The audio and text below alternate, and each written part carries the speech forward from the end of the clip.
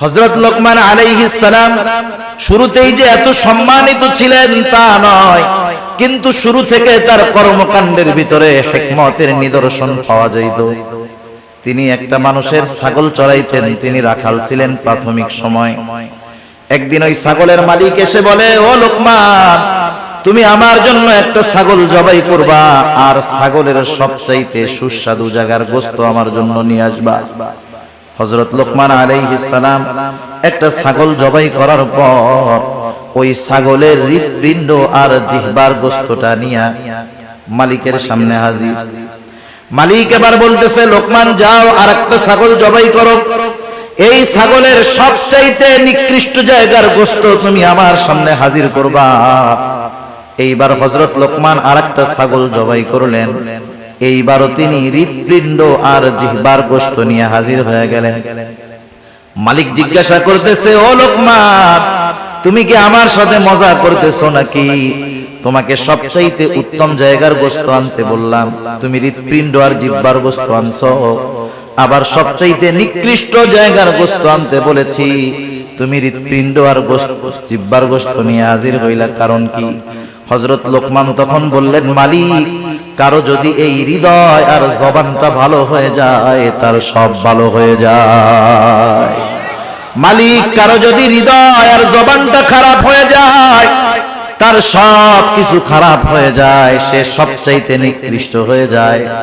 রাসূল আকরাম সাল্লাল্লাহু আলাইহি ওয়াসাল্লাম এই জন্য বলেন, ইন্নাল্লাহা লা ইয়ানজুরু ইলা সুওয়ারিকুম ওয়ালাকিন ইয়ানজুরু ইলা কুলুবিকুম ওয়া আমালিকুম। আল্লাহ তাআলা কারো সূরত দেখেন না, কারো সিরাত দেখেন না। আল্লাহ তাআলা দেখেন না কে কত সুন্দর, বরং আল্লাহ তাআলা দেখেন কার অন্তরটা কেমন। সেজন্য চেহারা, সূরত, সার্টিফিকেট এগুলার কোনো দাম আল্লাহ তাআলার কাছে নাই। যদি হইতো তাহলে আবু জেহেল সম্মানিত ব্যক্তি হইতো, হযরত বেলাল সম্মানিত ব্যক্তি হতে পারতো। হযরত লোকমান উনিও এরকম ছিলেন, হাবশী কালো গোলাম, কালো চুলগুলা কোকড়া, পাগুলা ছড়ানো, ঠোঁটটা মোটা। এক কথায় আমাদের দৃষ্টিতে একটা মানুষকে অসুন্দর দেখার জন্য যা কিছু দরকার সব তার মধ্যে ছিল, কিন্তু আল্লাহ সুবহানাহু ওয়া তাআলা কেমন সম্মান দিয়েছেন। হযরত লোকমান তিনি একদিন মানুষের সামনে বক্তব্য দিচ্ছেন, বক্তৃতা দেওয়ার জন্য দাঁড়ায় গেছেন। উপস্থিত শ্রোতাদের মধ্য থেকে একজন দাঁড়ায় বলে, ও লোকমান, আপনি আপনার বক্তব্য দেওয়ার আগে আপনার নিকটে আমার একটা প্রশ্ন আছে, অনুগ্রহ করে জবাব দিবেন। হযরত লোকমান বললেন, হ্যাঁ বলো। লোকটা এবার বলতেছে, আপনি কি সেই লোকমান নাকি যেই লোকমান আমার সাথে বাগানে বাগানে ছাগল চড়ায় বেড়াইতো? আপনি কি সেই লোকমান নাকি? একটু শিক্ষণীয় বিষয় একটু খেয়াল দিয়া শুনবেন। আমাদের সমাজে অনেক মানুষ আছে, একটা সময় তার কিছুই ছিল না, না ছিল কোনো সম্মান, না ছিল কোনো মর্যাদা, কিন্তু কালের পরিবর্তনে আজকে অনেক সম্মান সম্পদের মালিক। আপনি যদি তাকে তার অতীতের কথা স্মরণ করায়া দেন, দেখবেন সে আপনার উপরে বিরক্ত হবে। সে তার অতীত যে এত খারাপ ছিল, অতীতে যে সে কষ্টে ছিল, সেটা সে ফেস করতে চায় না, সামনে আনতে চায় না, অতীতকে ভুলে থাকতে চায়।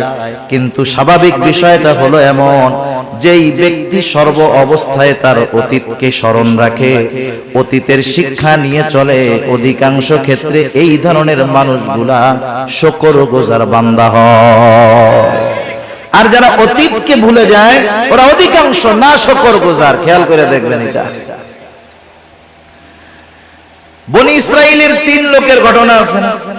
একটা ছিল টাকলা, আরেকটার কুষ্ঠ রোগ, আরেকটা হলো চোখে দেখতো না, কানা। আল্লাহ তাআলা পরীক্ষা করতে চাইছেন। প্রথম জনের টাক ঠিক করে দিছেন, ওরে একটা উট দিছে। আরেকজনের কুষ্ঠ রোগ ছিল, কেউ কাছে যাইতো না, আল্লাহ তাআলা ফেরেশতা দিয়ে ঠিক করায় দিলেন।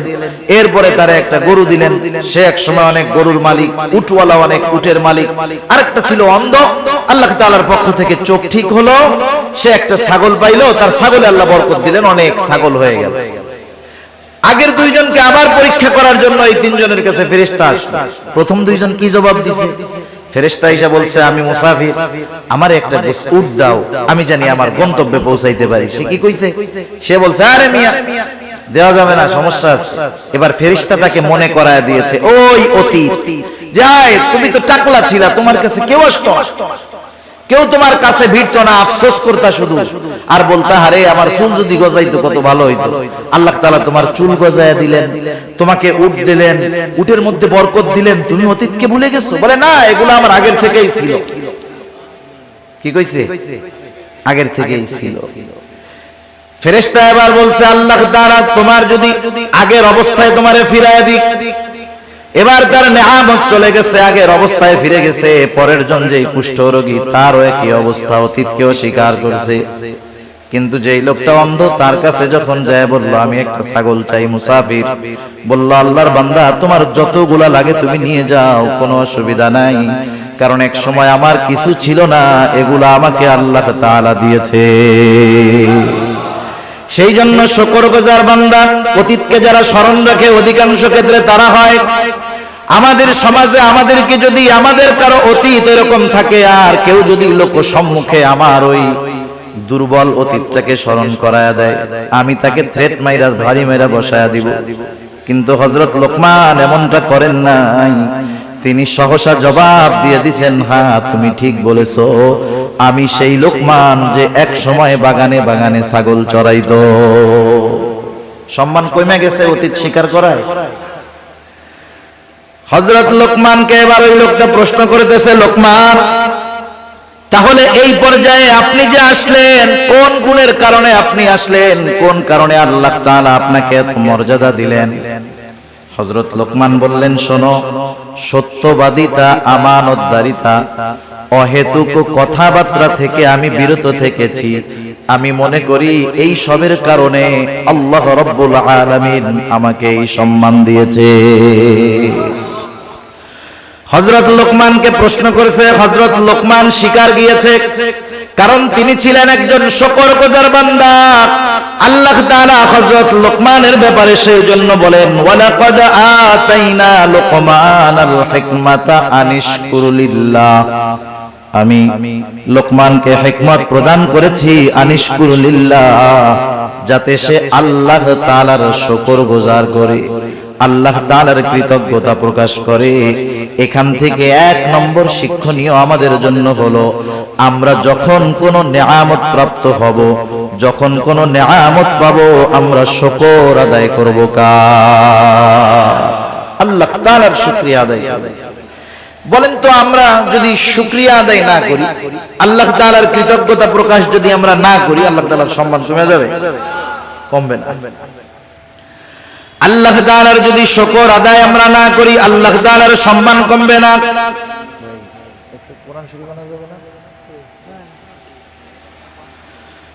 আল্লাহ তাআলার শুকরিয়া আমরা যদি সারা দুনিয়াবাসী না করি, আল্লাহ তাআলার সম্মান কমবে না। আর যদি তামাম দুনিয়ার মানুষ আল্লাহ তাআলার কৃতজ্ঞতা প্রকাশ করে, আমাদের শুকরিয়ার কারণে আল্লাহর ইজ্জত বাড়বেও না। তাইলে শুকরিয়া আদায় করলে আল্লাহ তাআলার কোনো লাভ নাই, না করলে আল্লাহ তাআলার কোনো ক্ষতিও নাই।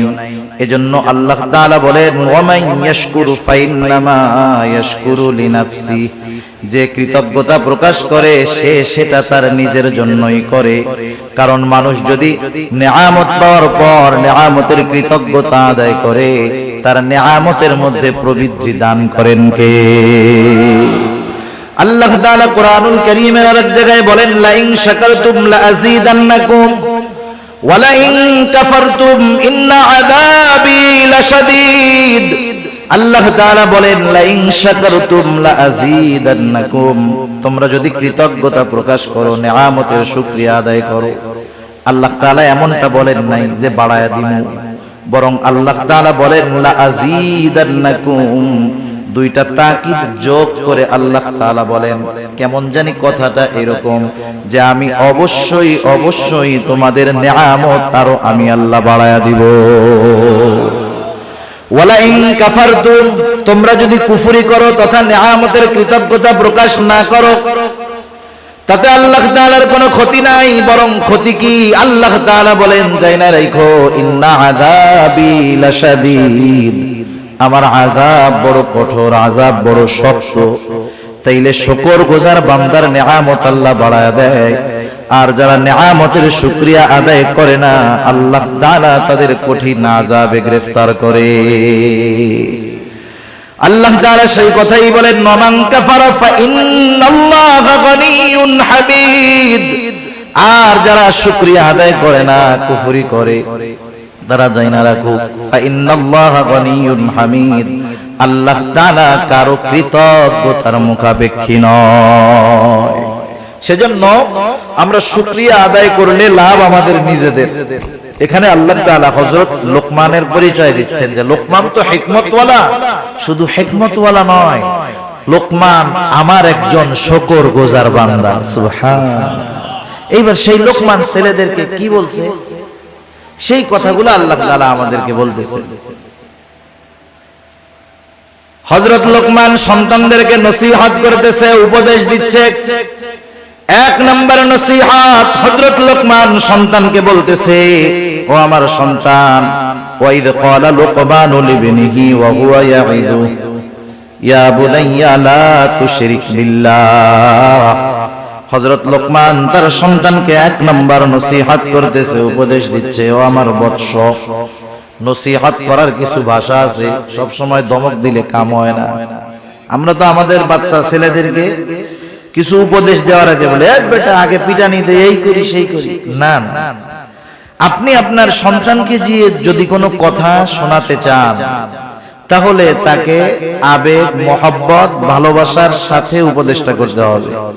ধমকের সাথে সব সময় সব ফায়দা অর্জন করা যায় না। সন্তানকে নসিহতের ভাষা হযরত লোকমান বলতেছে, ওয়াইদ ক্বালা লুকমানু লিবনিহি, আল্লাহ তাআলা বলেন হযরত লোকমান তার সন্তানকে বলতেছে, ইয়া বুনাইয়া লা তুশরিক বিল্লাহ। ইয়া বুনাইয়া, হে আমার বৎস। এটা বাংলায় অনুবাদ করে এর ভিতরে যেই মজাটা আছে এটা বোঝানো যাবে না। আপনাকে যদি বাংলাদেশ নয়, তামাম দুনিয়ার শ্রেষ্ঠ একজন আর্টিস্ট একটা আপেল অথবা কমলা আইকা আপনার সামনে দিয়া বলে, এটা খুব মজা না খাইতে, আপনি দেখবেন ঠিক, কিন্তু এর মজা বোঝা যাবে না। সেজন্য আরবি ভাষাটা না অনুধাবন করতে না পারলে এর মূল মজা তরজমায় বোঝা যায় না। সেজন্য যারা আলেম আছে, মাদ্রাসা আছে, এরা বোঝে কোরআন তরজমা পড়ার আগে 4-5 বছর তার আরবি ভাষা ব্যাকরণ নিয়ে পড়া লাগে। কেন? কারণ কোরআনে আল্লাহ কি বলেন সেটা পরিপূর্ণ অনুধাবন করার যোগ্যতা অর্জন করার জন্য। এখন তো আমার নেই, একটু ভাষাগত জ্ঞান থাকলেই মনে করে আমার চাইতে বড় আর কে জানে, ঠিক না? হযরত লোকমান বলতেছেন, ইয়া বুনাইয়া লা তুশরিক বিল্লাহ। এই ইয়া বুনাইয়ার মধ্যে মায়া, মমতা, স্নেহ, মোহাব্বত, ভালোবাসার বহিঃপ্রকাশ আছে। হযরত লোকমান বলতেছে, হে আমার বৎস, লা তুশরিক বিল্লাহ। আমরা মুমিন, আমরা মুসলমান, আমরা আমাদের সন্তানদেরকে প্রথম যেই শিক্ষাটা দেওয়ার দরকার হযরত লোকমান সেই শিক্ষাটাই দিয়েছেন। আল্লাহ তাআলা কত সুন্দরভাবে হযরত লোকমানের নসিহতগুলো জানায় দিলেন যে হযরত লোকমান তার সন্তানকে সর্বপ্রথম তাওহীদ তথা আল্লাহ তাআলার একত্ববাদের পরিচয় শিক্ষা দিয়েছে। ঈমানের শিক্ষা দিয়েছে আগে। মূল হলো ঈমানের শিক্ষা। কিসের শিক্ষা? ঈমান হলো সব আমলের মূল। আমল ভুরি ভুরি আছে, ঈমান নাই, ওই আমলের কোনো দাম নাই। সেজন্য শিরক থেকে আমাদের সন্তানদেরকে বাঁচার নসিহত করতে হবে। এখন যদি আমরা নিজেরা নিজেদের মধ্যে একটু যাচাই বাছাই করি, আমাদের নাসিরউদ্দিন জর্জ ভাই বলতেছিলেন, আপনারা এখানে আসার আগে আজকে সারাদিন আপনার সন্তান কি করেছে, কয়জন বাপ খোঁজ নিছেন? 5 জন হাত উঁচা করতে পারবেন না।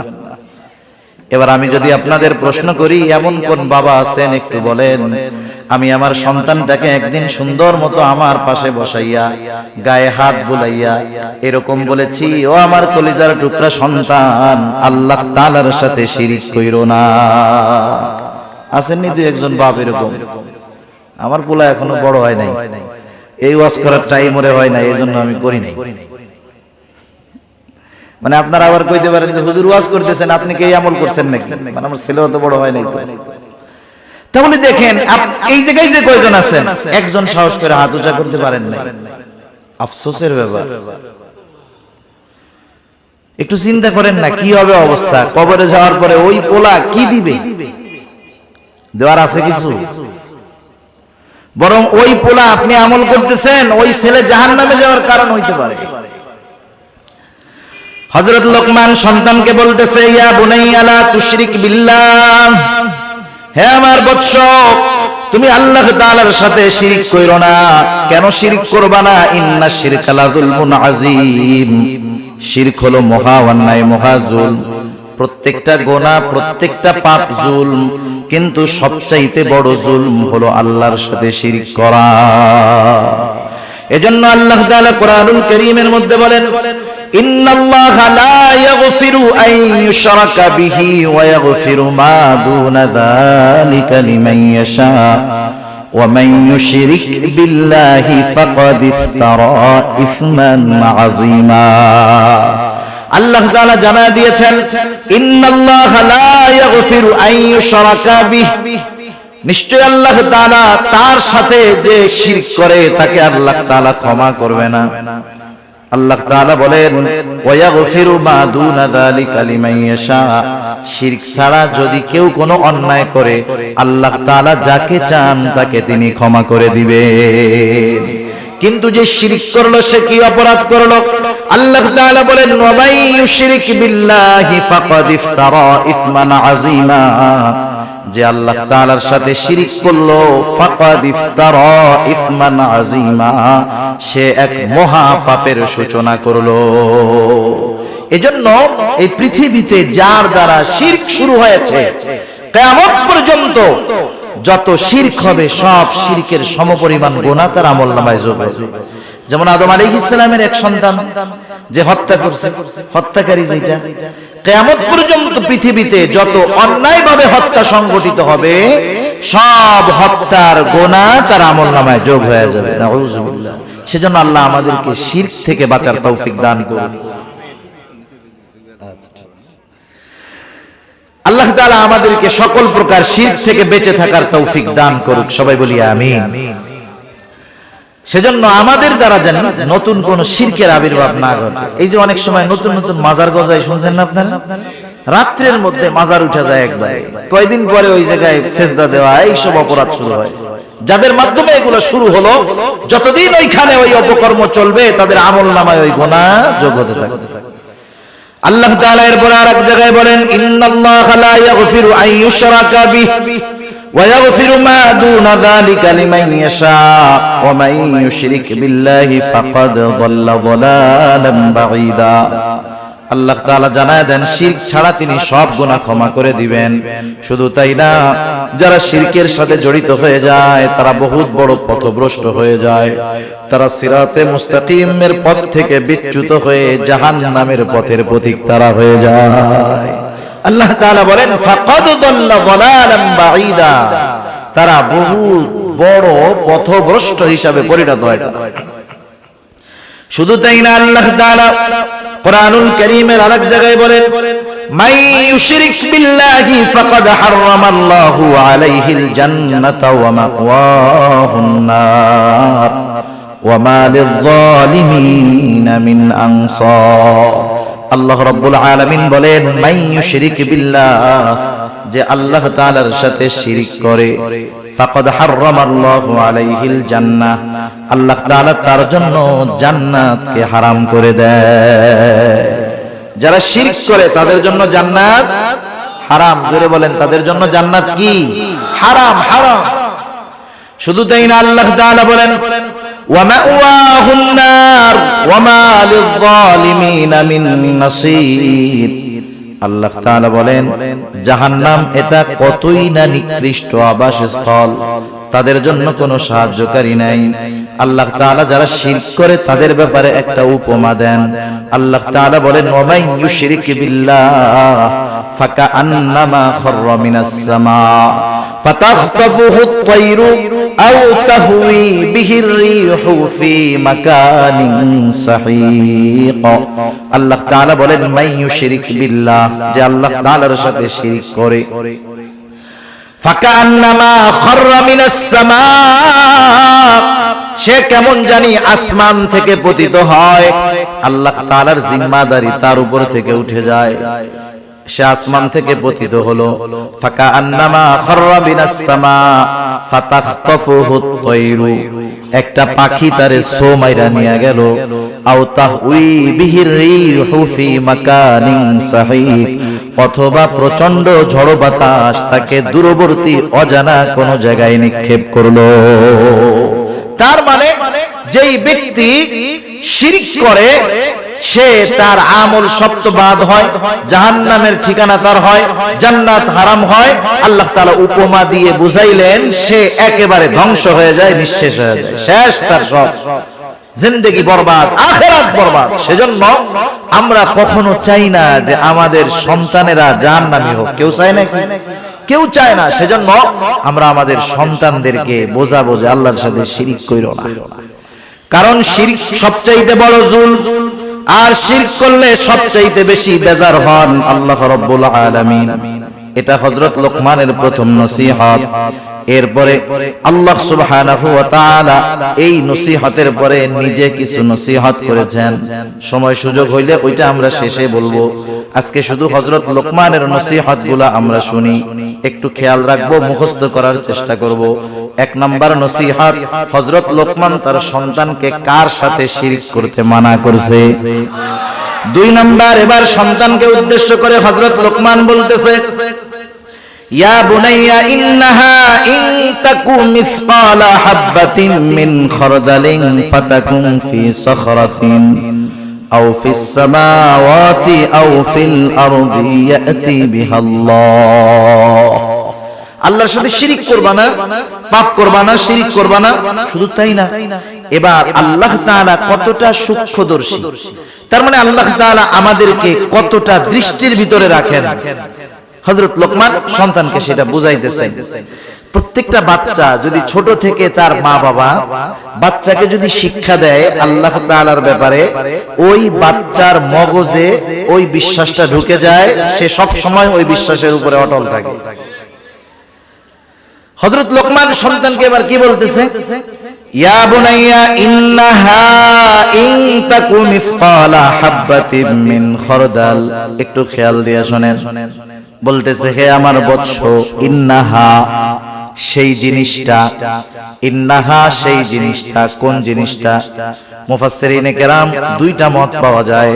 এক নাম্বার হলো এই ওই জিনিসটার দ্বারা উদ্দেশ্য হলো কোন পাপ। কোন কোন মুফাসসির বলেন পাপ না, সেটা যে কোনো আমল, ভালো আমল হতে পারে, মন্দ আমল হতে পারে। হযরত লোকমান সন্তানকে বলতেছে, ও আমার বৎস, তুমি যেই আমলই করো না কেন, ভালো অথবা মন্দ, ইন্নাহা ইন তাকু মিসকালা হাববাতিন।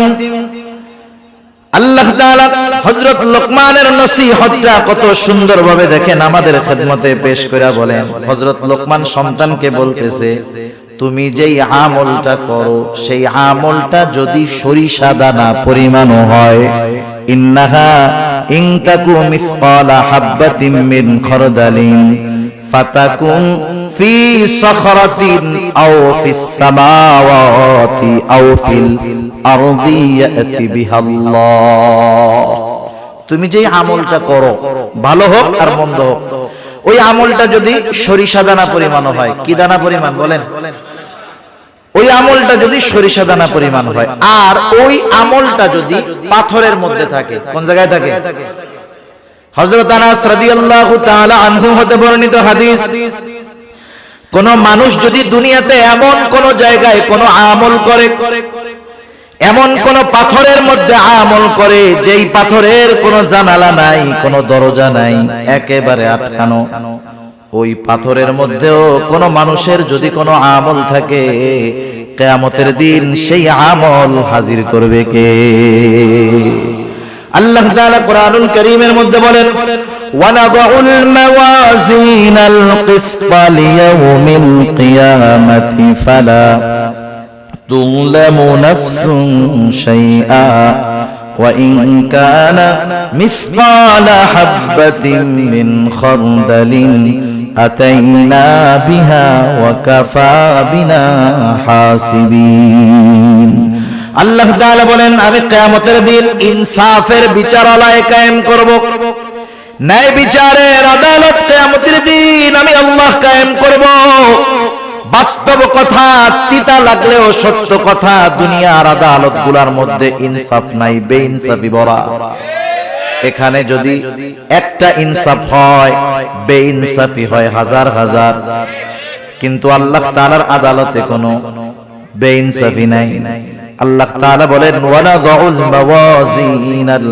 কিসতা লিয়াউমিল কিয়ামাহ শুধু তাই না আল্লাহ তাআলা বলেন ফালা তুযলামু নাফসুন শাইআ সেই দিন কারো প্রতি সামান্য কোনো জুলুমও করা হবে না শুধু তাই না আল্লাহ তাআলা বলেন ওয়া ইন কানা মিসকালা হাববাতিন মিন খারদালিন আতাইনা বিহা দুনিয়াতে যদি কেউ কোনো সরিষা দানা পরিমাণ আমল করে আতাইনা বিহা ওইটারও আমি হাজির করব সুবহানাল্লাহ আল্লাহ তাআলা বলেন শুধু হাজির করব তা নয় ওই আমলের ব্যাপারে হিসাব গ্রহণ করা হবে আল্লাহ তাআলা বলেন এত হিসাব কে করবে আল্লাহ জবাব দেন কাফা বিনা হাসিবিন হিসাব নেওয়ার জন্য আমি আল্লাহই যথেষ্ট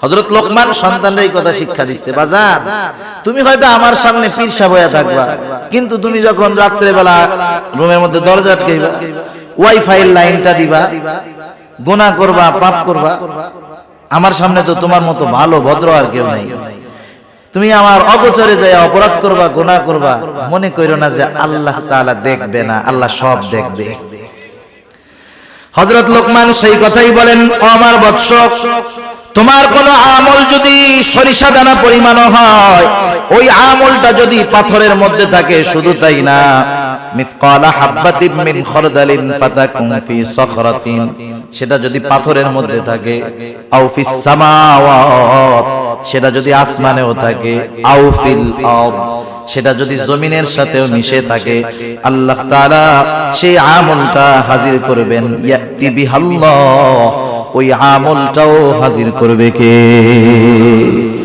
আল্লাহ তাআলা কেন হাজির করতে পারেন কারণ আল্লাহ তাআলা ইন্নাল্লাহা লাতীফুন খাবীর কারণ আল্লাহ তাআলা হলেন সব খবর জানে শুধু তাই না সূক্ষ্ম দ্রষ্টা সূক্ষ্ম থেকে সূক্ষ্মাতীত সব বিষয়ের খবর আল্লাহ তাআলার কাছে আছে আরে আমল সংগঠিত হওয়ার পরে তো সেটা আল্লাহ তাআলা জানেন আমি যখন কোনো আমল করার চিন্তা করি বদ আমলের চিন্তা করি সেটারও খবরও যিনি জানেন তিনি কে আল্লাহ তাআলা সূরাতুল কাফের মধ্যে বলেন ওয়ালাকাদ খালাকনাল ইনসানা ওয়া না'লামু মা তুওয়াসওয়িসু বিহি নাফসুহু ওয়া নাহনু আকরাবু ইলাইহি মিন হাবলিল ওয়ারিদ আল্লাহ তাআলা বলেন আমি মানুষ সৃষ্টি করেছি ওয়া না'লামু মা তুওয়াসওয়িসু বিহি নাফসুহু আমি জানি কোন জিনিস তার অন্তরের মধ্যে ওয়াসওয়াসা দেয় ওয়াসওয়াসা দেখা যায় নাকি দুনিয়ার মধ্যে তো এমন প্রযুক্তি আছে একটা মানুষ অসুস্থ হয় নাই কিন্তু তার কোনো অর্গান অসুস্থ হতে পারে শরীরের কোনো অংশ অসুস্থ হতে পারে হয় নাই ওই লোকটারে যদি এমআরআই মেশিনের মধ্যে ঢুকায় দেওয়া হয় রিপোর্ট বের হয়ে আসবে আপনার কিডনি অসুস্থ হয় নাই তবে হতে পারে যত্ন নেন কিন্তু দুনিয়ায় এমন কোন মেশিন আছে নাকি যার মধ্যে ঢুকায় দিলে আমার আপনার অন্তরে কি আছে রিপোর্ট আকারে বের হবে আছে নাই কিন্তু আল্লাহ তাআলা বলেন ও আমার গোলাম আমি তোমাকে সৃষ্টি করেছি শুধু তাই না আমি এটাও জানি তোমার অন্তরের মধ্যে কোন জিনিসে ওয়াসওয়াসা দেয় কেন জানেন আল্লাহ তাআলা বলেন ওয়া নাহনু আকরাবু ইলাইহি মিন হাবলিল ওয়ারিদ আমি তোমার অন্তরের ওয়াসওয়াসার খবর জানার কারণ হলো আমি তোমার শাহরগের চাইতে অধিক নিকটে। তার মানে আমার ভাষায় আমি মাঝে মধ্যে বলি, আমি আমার যত কাছে তার চাইতে বেশি কাছে কে? আল্লাহ এত কাছে, সেজন্য আমার প্রত্যেকটা পদক্ষেপ আল্লাহর নজরের বাইরে না। গহীন অরণ্যের মধ্যে গভীর রাত্রে যদি একটা পাতা পড়ে, সেই পাতা পড়ার খবরটাও জানে কে? আল্লাহ তাআলা জানে। এত সূক্ষ্মদর্শী আল্লাহ তাআলা। তাহলে এই টেন্ডেন্সি, এই চিন্তা, এই দর্শন, এই মতবাদ, এই ফিকির, এই চিন্তা যেটাই কর না কেন, এটা যদি একটা মানুষের মধ্যে সর্ব অবস্থাতে থাকে, ও যখন একা থাকবে ও চিন্তা করবে সব দেখতেছে কে। এই চিন্তাটা সন্তানের মধ্যে ঢুকায়া দেন। এই চিন্তা সন্তানের মধ্যে ঢুকান, পরিবারের মানুষের মধ্যে ঢুকান। আমরা চেষ্টা করি, বারবার বলি, ইনশাআল্লাহ সন্তানের চরিত্র বাপের সামনে যেমন হবে, লাইট নিভাইয়া দরজা আটকাইয়া ঘরের মধ্যে গেলেও সেম কোয়ালিটির চরিত্রই থাকবে। ঠিক কিনা? চারিত্রিক শিক্ষা দিয়েছে এই জায়গায়। কি শিক্ষা দিয়েছে? প্রথম শিক্ষা দিয়েছে ইমানের শিক্ষা। কিসের শিক্ষা? এখানে দিয়েছে চারিত্রিক শিক্ষা, বিষয় একটা, কিন্তু এর মধ্যেই চরিত্র সংশোধনের শিক্ষা হযরত লোকমান তার সন্তানকে দিয়ে দিয়েছে। এরপরে শিক্ষা দিয়েছে সামাজিকতা। ইসলাম সামাজিকতার সর্বোচ্চ শিক্ষা দিয়েছে। হযরত লোকমান এবার তার সন্তানকে বলতেছে, ইয়া বুনাইয়া আকিমিস সালাহ ওয়া'মুর বিল মা'রুফি ওয়ানহা আনিল মুনকার واصبر على ما أصابك إن ذلك من عزم الأمور